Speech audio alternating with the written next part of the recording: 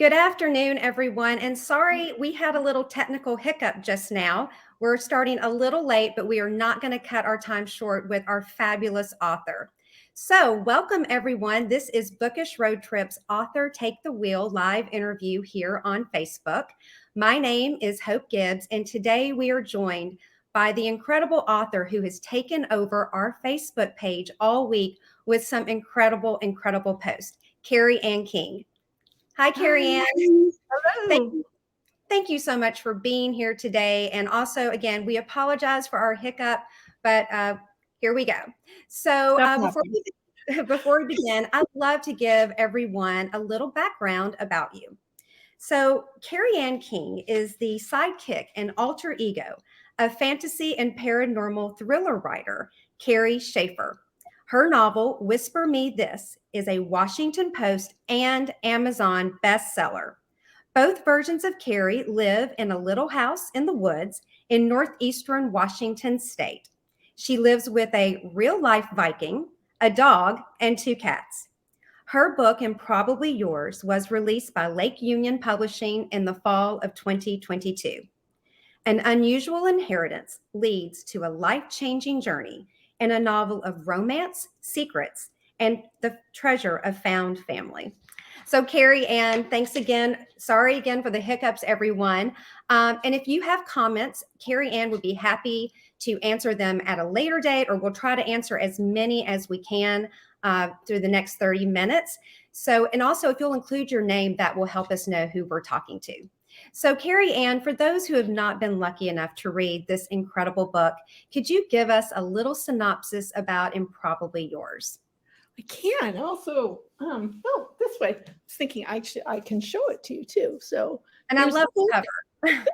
I do too. I love the raven and the treasure map. And okay, so Improbably Yours is about a woman who is on the fast track to a life that many people might be happy to have, including her sister, Kristen, who would be happy to have that life.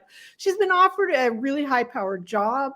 There's a very good-looking, high-powered, going to be rich man who wants her, and you'd think that things are just going to be awesome for her, but this is not what the character wants. So she's saved at kind of a critical moment by a bequest from her grandmother, who has been deceased for quite some time, which involves a treasure map that our main character, Blythe, actually remembers drawing as a child. And she just made this place up, and now she's supposed to go there and find something. And she doesn't even know what it is. Well, it turns out the island does exist. And when she gets there, there's a treasure hunt of a different kind than she was expecting that she gets involved in. And she meets a man who is there, who's got some troubles and secrets of his own, trying to care for his orphaned niece. And they all have connections to a sort of spooky old house with some secrets of its own. And it kind of goes from there. So that's all I want to tell you, really, because I don't want to give it all away. Absolutely. Let's not give it all away, but let's talk about your protagonist. I absolutely fell in love with her. How did you develop her? Where did she come from? Oh dear. My characters, I have to be really honest, they just kind of show up. I do not know where they come from. They start talking on the page and they develop a life of their own, and we go from there. So Blythe, the first that I knew about Blythe was actually her drawing that treasure map with her grandmother. I think, if I remember, that was the first scene that came to me, was them drawing the treasure map. And the second scene that came to me is one that I'm going to post tomorrow, with me reading for a little reading, where she is interrupted in an important life event by the bequest from her grandmother. So she just kind of grew from there. And I don't know. I don't know. Do you know where your characters come from, Hope? Do they?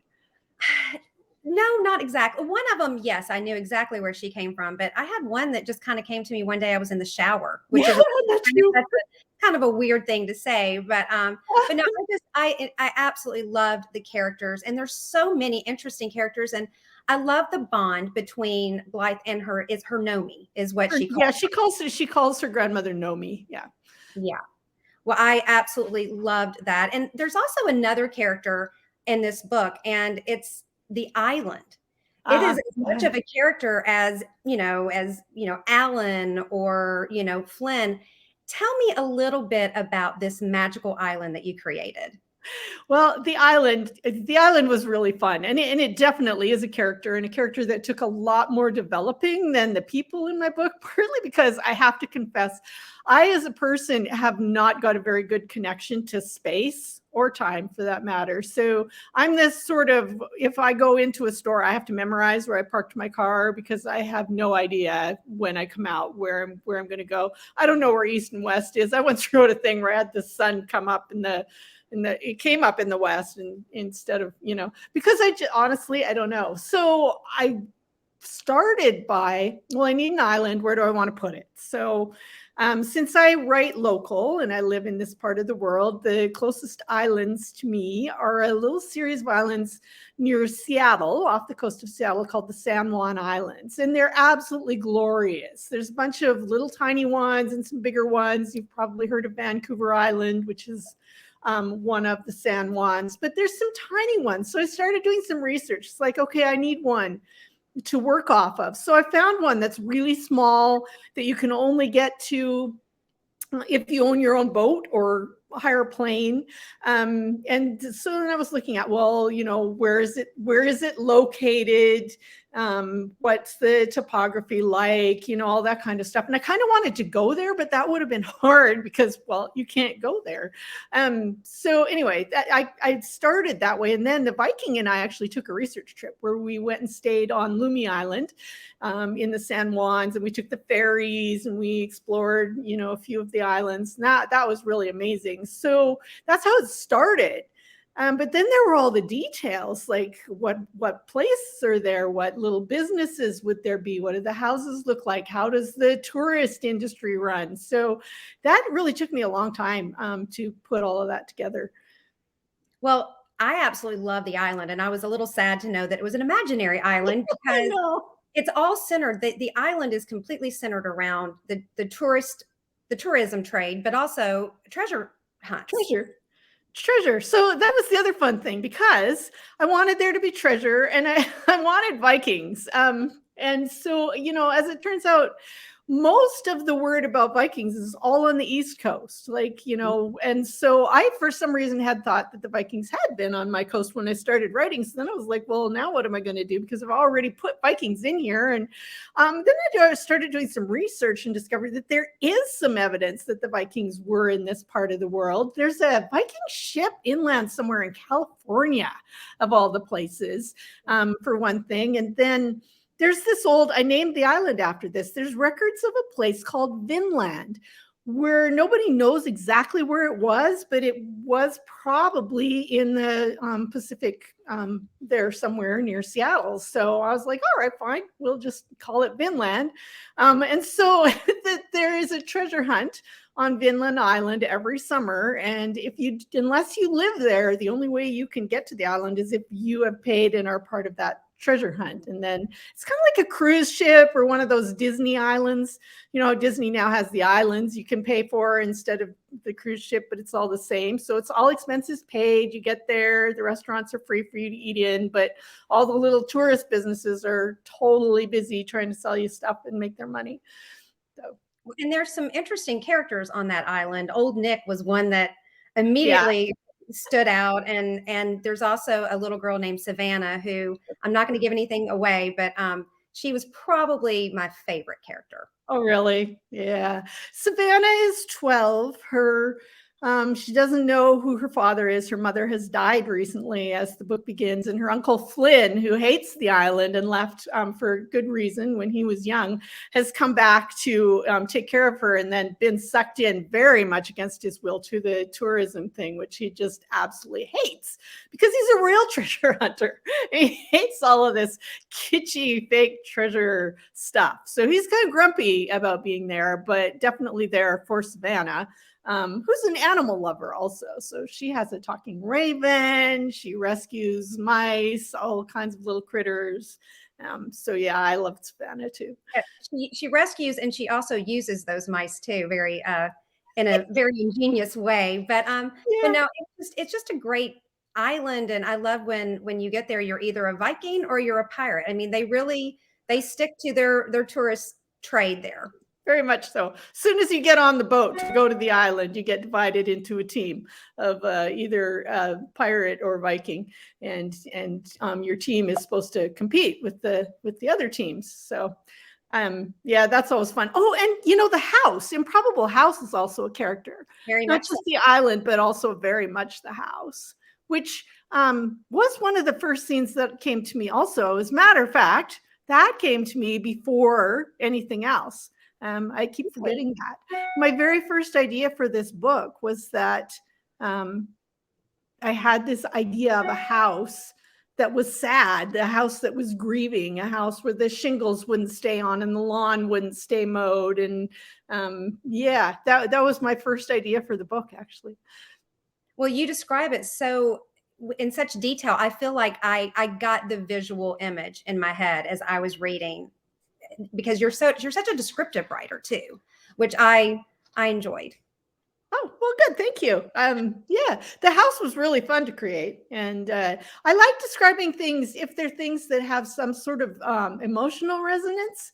Otherwise, I hate it when I get into having to describe too much detail about, something that I'm not interested in. But if it's something fun, like an old rundown, possibly slightly haunted house, then that's different. That's very fun to describe.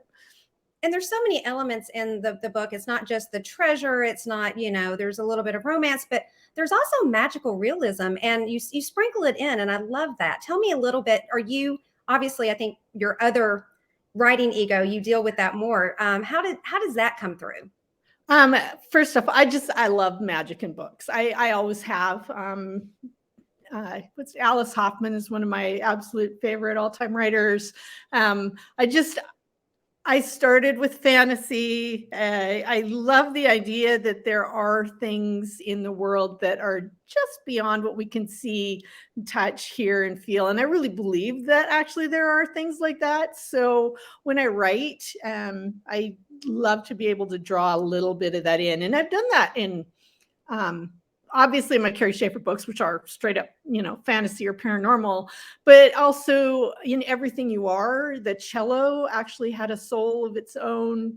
In other people's things, objects have a resonance and a sort of a wanting to be somewhere where they are not. I love books that have that in them. And so I love it when I can pull them into my own.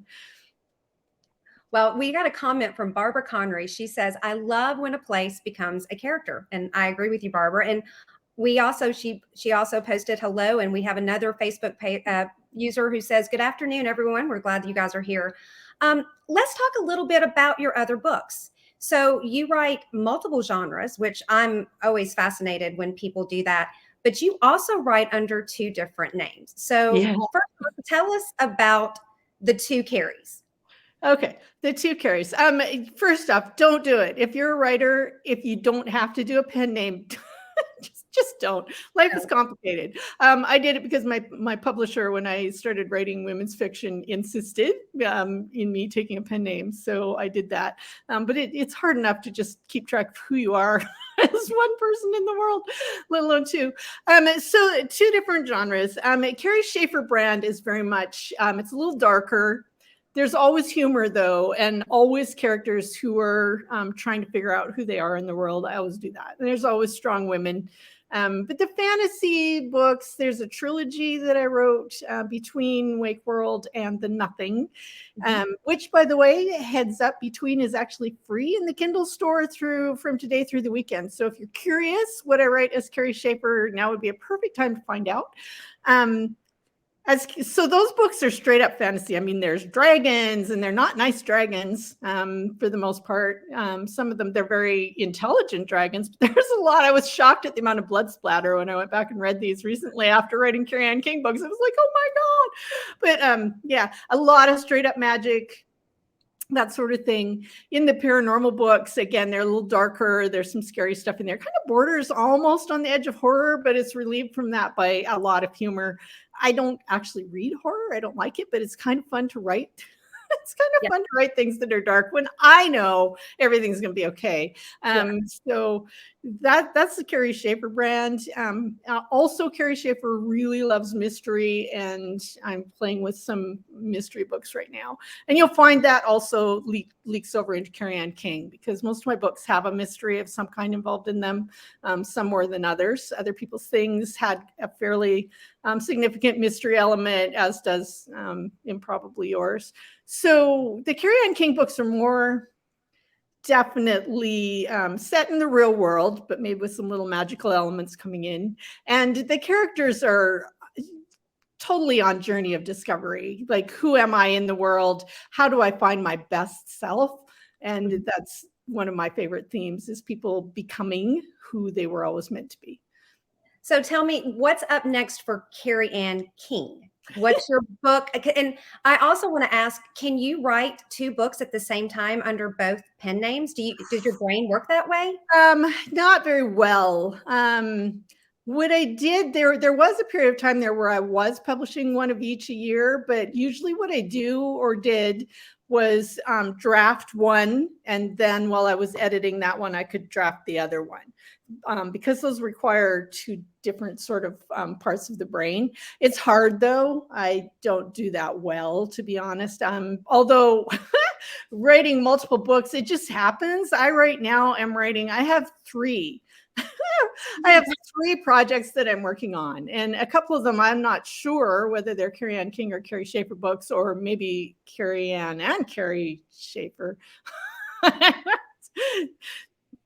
So I can imagine, that's amazing though that you can do that, because a lot of people, when they're writing, they have to be very focused on that one story. They can't let other stories come to them. Yeah, and it depends on the book. And there are times that I won't even, like, I try not to read when I'm writing.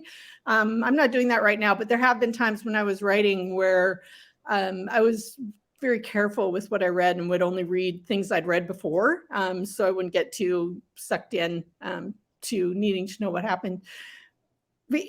I try not to, honestly. It's better for me usually if I'm only writing one book, but things happen, and I had a couple of ideas come up over the last year that just were not interested in waiting, and I wanted to at least capture those bits of inspiration and characters in the beginning that was, just popping up and volunteering before it got away from me. I don't know if you've noticed this if you're a writer, but sometimes if you don't get to something right away, it will it will take itself away and you can't get it back. It's something that if you've read the book Big Magic, the author talks about that if you don't engage with the idea, which wants to be engaged with, the way that she explained it, the idea that comes to you kind of as a living thing. It's like, hey, want to play with me? And if you ignore it for too long, it will wander off and search for somebody else who will engage. So these, especially this last idea that I'm working on right now,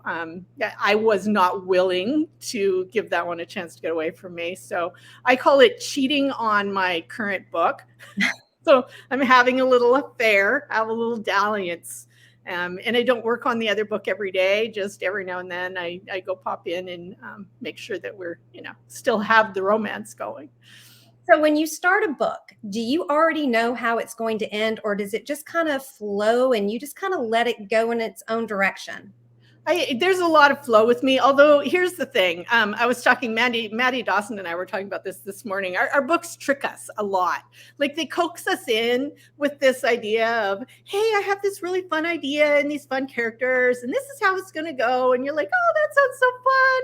It's like, rainbows and lollipops and la, la, la, la. And you come in and you start writing. And then all of a sudden one day it goes, by the way, I didn't tell you. And you get these huge ass complications and maybe dark subjects that you weren't expecting to have to deal with. And by that time you're already engaged and it's like, oh, okay then. So really no book is ever, by the time it's done, what I thought it was going to be. I usually have kind of a feel for it. It's almost like the soul of the book is what I would say. I start with the soul of the book and the feel of the character. And once I get the voice that goes with that book, that's the biggest thing for me. The voice has to be right. And once I've got that, it just kind of, then I try and follow where it's leading me. until, things happen. Like you said, a character showed up in the shower. And other people's things, I was literally 3/4 of the way through when Hawk, who is now the male lead in that book, showed up. He had not had any presence in the book before, and he actually showed up in the shower and said, "Hey, I'm here to solve all your problems." Do you ever sometimes develop a really strong connection, not say a crush or whatever, but like a connection you can't explain with a character that you've created? Yeah, probably many of them. When I'm really into a book, I'm kind of got that with all of my main characters. Really, I feel them. They become real. I was thinking about this the other day. It's amazing. Like, think about a book that you really, really loved as a child. So for me, it's something like Anne of Green Gables or Little Women. Those people in those books are more real to me still, more alive to me still than a bunch of people that I went to school with, in a small school. I'm not kidding. I mean, so it's like they live, breathe, and exist in every way that matters. Well, just real quick, Barbara Connery says, endings, yes, sometimes, always, there's something that surprises you. And then we have a Facebook user who said, I requested Improbably Yours for our local library system. So, yay. Thank you. But let's talk about your book. So here at Book Assured Trip, one of the things I love about our community is we have a huge group of enthusiastic readers, but we also have a lot of aspiring writers or published writers, authors, and everyone is usually curious on how did you get to be the person who has a manuscript, I have an idea for a book, to a published author, and you have multiple books out there. Can you tell us a little bit about your road to publication? Yeah, mine is a little bit of a different than the usual story. So it's kind of fun. But the first thing I want to say to that is everything that has come to me in publishing, every good thing that has come to me in publishing has come to me through networking, connections, people that I know, and jumping on opportunities when they showed up. So how my first book got published, I had one of my writer connections who invited me to be part of a group called the Book Country. So this was something that was starting Penguin. Before it was Random Penguin or Penguin Random, I like to call it Random Penguin. It's so much more fun. Had started this writers group called Book Country and was online. And the whole idea was that you could post as much of your book as you wanted, chapters or the whole thing. We reviewed each other's stuff, and you had to review like 3 people before you could even post a manuscript. So the whole thing was focused around trying to get reviews going, get people sharing their work. And then there was a star system, and what they wanted was books to kind of start rising up to the top. And then they wanted agents and editors to come in and be able to look at those rather than going through the traditional slush pile. So I was one of what we called the beta fish in that program. And I had been querying between for quite a while, and I was really almost ready to give it up. And one night, it was just kind of like an inspiration thing. I was like, whatever, I'm just going to post the whole thing on Book Country. So I did. And about a week later, I get this phone call. It's like, so this is Danielle from Book Country, and an editor would would like to read your entire manuscript. She's read the first chapter. Can she have the whole thing? I'm like, yeah, sure. And then I get another call. It's like, this editor now at Penguin would like to talk to you. And I didn't have an agent, then it's like, oh my God, I don't have an agent. I'm going to talk to an editor. You're all excited, but you're also all anxious. And it's, what if I screw this up? This is the big opportunity.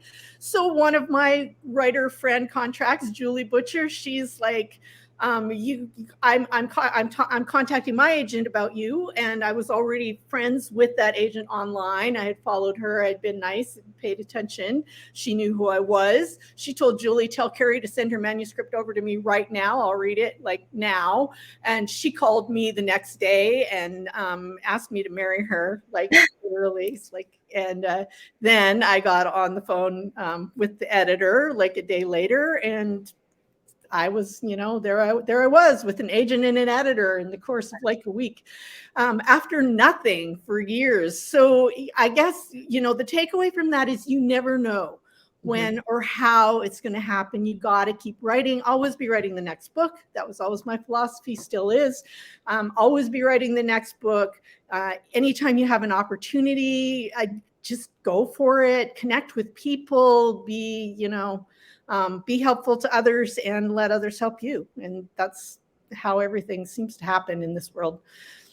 That is incredible. And how many books do you have in print? I have 13 wow. novels and 3 novellas. Incredible. And Barbara Conry said, what a wonderful story, your entry into publication. And I agree. That is, again, I think everyone's road is unique and interesting, but that is quite the story. Now, the other thing I have to tell you, I was up and down. I actually discussed with Hope whether I want to talk about this or not. So the publishing journey, it's also very up and down. Mm-hmm. So everybody I know has been through, if you've been in the business for a while, most of us have been at some point ditched by our publishers. And then you reinvent yourself, or you find somebody new and you start over again. So I had that wonderful journey. I have 13 books behind me, and I'm really honestly now at a part where I'm out on sub again, looking for a new publishing home. And so you just, again, you got to write because you love it, because the publishing industry, if you get into it too much, focused on a success, is just going to eat you up and spit you out. It's people get miserable and embittered. I know too many writers who've allowed themselves to go there, and that's not good for your writing or your life or anything, right? So keep the focus on writing because you love it, and then do the other things. And did you always know growing up, or, I'm going to be a writer, or did it kind of just come to you later? No, I always knew I was going to be a writer. I loved books from very, very, very early. I started writing poetry in 6th grade. That was where I started. And then I remember telling my dad somewhere, a few years later, I'm going to write a novel when I grow up. And I still remember because my father loved me very dearly and he was very supportive. My parents were all pretty much, you can be or do whatever you want. But he actually laughed when I told him I was going to write a novel and get published when I grew up. It was not a thing. So I knew kind of, but it took a really, really, really long time to get there. So yeah. I was, Between was published in just back 2012. So it's been, or 13. I got the deal in 2012. So it's been 10 years. Wow. And we've got a question from Jonathan. He is an author. He said, would you ever consider self-publication? Yeah, actually I've done it. and it's really fun. My 3rd book in the paranormal, Carrie Schaefer paranormal series, Shadow Valley, is completely indie published. And the 3rd book in the fantasy trilogy is actually also completely indie published because, again, publishing and the way that works. So I had a trilogy planned with the fantasy series, and they dropped me after the 2nd book. Lack of sales. This is really common in publishing, alas. They just want, they're wanting the next great, 50 Shades of Grey or whatever to blow up the market. So I wasn't going to leave the trilogy unfinished, and I indied the 3rd one. And then I did an indie version of, it's called Dead Before Dinner. And I have actually re-released books that I got the rights back to in indie formats. So indie is actually really fun. It's very, it makes you think twice about publishing once you've done it, because you have control. You have complete creative control. You get to choose your cover designer, get the cover that you want, work with an editor you want. Nobody can make you do anything that you don't want to do. And then you have control of your book as far as marketing and pricing and, all of that kind of stuff. So it is really creatively rewarding, and some people actually make a lot of money on it. I'm not fond enough marketing to be somebody that so far has, marketed any of those books with any huge success. Well, we are almost out of time today, but if our community, and I'm sure they want to keep up with you, can you tell them where they can find you on social media or on your website? Yeah, the best way to keep up with me is actually to get onto my newsletter. So if you just go to my website, which is allthingskerry.com, allthingskerry, Kerry is KERRY.com, then you'll get an opportunity to join my newsletter, and you'll get freebie. You'll get a free Kerry Anne King short story and a free Kerry Schaefer novella if you sign up. That's the best way to find me, because I'm hit and miss with social media, to be honest. I am an introvert, and I also have developed a life philosophy that if I'm not loving it, I'm not going to do it. So if I have days where I don't feel like social media-ing, I'm not going to be there.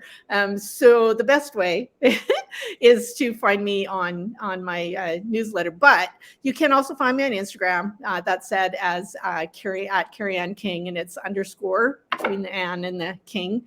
I'm also there as Kerry Schaefer Books, and I do have Facebook pages, so you can find me there. Well, I cannot thank you enough. You have had some of the most fun posts that we've had on Bookish Road Trip. I hope everyone who is watching this live, and especially the ones who are going to watch it in replay, go and engage in these posts. They were awesome, and I cannot thank you enough. And next month, I'm going to be right back here, except I'm not going to be here on a Thursday. We're going to be here on a Wednesday at 1 o'clock on Eastern Standard Time Zone, and I'm going to be joined by Julie Carrick Dalton. And we're going to be talking about her new book. And it just came out on Tuesday, The Last Beekeeper. So I'm very excited about that. And again, Kerry Anne, we are so excited. We still have you for one more day. Yeah. But thank you again. And everyone, until next time. Bye, everybody.